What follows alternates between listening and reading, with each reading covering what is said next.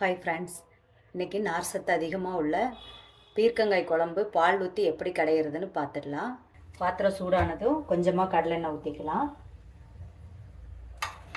அதில் ஒரு 1/4 ஸ்பூன் ஜீரகம் போட்டுக்கலாம். ஒரு 1/4 ஸ்பூன் கடுகு உளுந்தம் பருப்பு. கடுகு பொரியட்டும். கடுகு பொரிஞ்சதும் 2 இனுங்கு கருவேப்பிலை எடுத்து வச்சுருக்கேன், அதையும் அதில் போட்டுக்கணும். 4 வரமிளகாய் கிள்ளி வச்சுருக்கேன், அதையும் அதில் சேர்த்துக்கலாம். 2 பெரிய வெங்காயம் கட் பண்ணி வச்சுருக்கேன், அதையும் அதில் சேர்த்துக்கலாம்.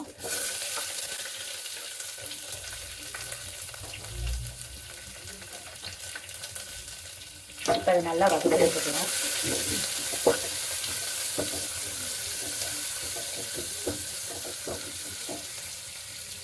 வெங்காயம் நல்லா இந்த அளவுக்கு வதங்கிருச்சு. இது பாருங்கள், ஒரு பீர்க்கங்காய் எடுத்து நான் தோல் சீவி சின்ன சின்னதாக கட் பண்ணி வச்சுருக்கேன். நீங்களும் இது மாதிரி கட் பண்ணி இதில் சேர்த்துக்கோங்க. இது நல்லா வதக்கி விட்டுக்கலாம். ஒரு 2 நிமிஷம் நல்லா வதக்கிடலாம்.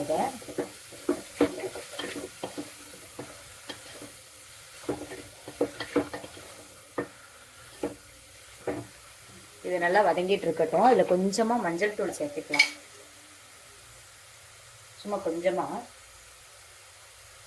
நம்ம டேஸ்ட்டுக்கு தகுந்த மாதிரி கொஞ்சமாக உப்பும் சேர்த்துறேன். இது நல்லா வதக்கி விட்டுக்கலாம். இது எல்லாமே நல்லா சேர்த்துட்டு ஒரு 2 நிமிஷம் நல்லா வதங்கட்டும்.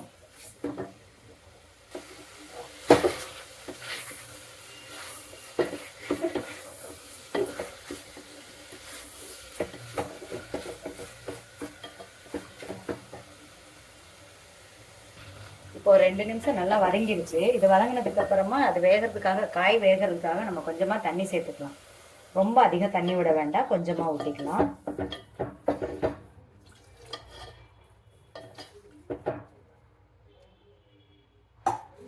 அவ்வளோதான். இந்த காய் ஒரு 5 நிமிஷம் நல்லா வேகட்டும். ஒரு 5 நிமிஷம் வேகட்டும். அதுக்கப்புறமா நம்ம எடுத்து அது எப்படி குழம்பு பால் ஊற்றி கடையிறதுன்னு பார்த்துடலாம். இப்போ 5 நிமிஷம் ஆயிடுச்சு. இந்த காய் வெந்துருச்சான்னு நம்ம பார்த்துடலாம்.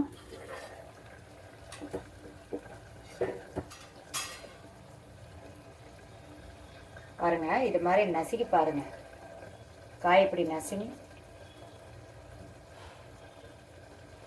இப்படி நசுங்குச்சுன்னா வெந்துருச்சுன்னு அர்த்தம். இது இன்னும் கொஞ்ச நேரம் வேகணும். இன்னும் ஒரு 2 நிமிஷம் விட்டுடலாம் நம்ம.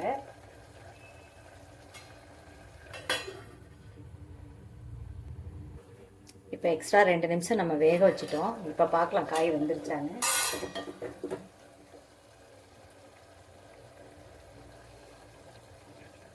பாருங்கள், இந்த காய் நல்லா இப்போ மசிஞ்சு வருது. இந்த அளவுக்கு வெந்துருச்சுன்னா நம்ம எடுத்துகிட்டு பருப்பு மத்து வச்சு கடைஞ்சிக்கலாம். நல்லா மைய கடைஞ்சி விட்டுடலாம். அடுப்பு ஆஃப் பண்ணிவிட்டு இப்போ கடைஞ்சிக்கலாம் நல்லா. இது பாருங்கள், இப்போ நான் இந்த அளவுக்கு நல்லா மைய கடைஞ்சிட்டேன். இது மறுபடியும் அடுப்பில் வச்சுட்டு இந்த பருப்பு மற்ற கொஞ்சமாக தண்ணி ஊற்றிட்டு கழுவிக்கலாம். ரொம்ப தண்ணி விட வேண்டாம், கொஞ்சமாக ஊற்றிக்கலாம். ஏன்னா நம்ம பால் ஊற்ற போகிறோம். அவ்வளோதான், குழம்பு ரெடி ஆயிடுச்சு. இப்போ நம்ம இதை அடுப்பை ஆஃப் பண்ணிவிட்டு இது பாருங்கள், நான் 1/2 டம்ளர் 3/4 டம்ளர் 1/2 டம்ளருக்கு கொஞ்சம் அதிகமாக பால் எடுத்து வச்சுருக்கேன். இந்த பாலை நம்ம இந்த குழம்பு கூட சேர்த்துக்கலாம். இந்த பால் சேர்த்துறதுக்கு முன்னாடி நீங்கள் அடுப்பை ஆஃப் பண்ணிடுங்க.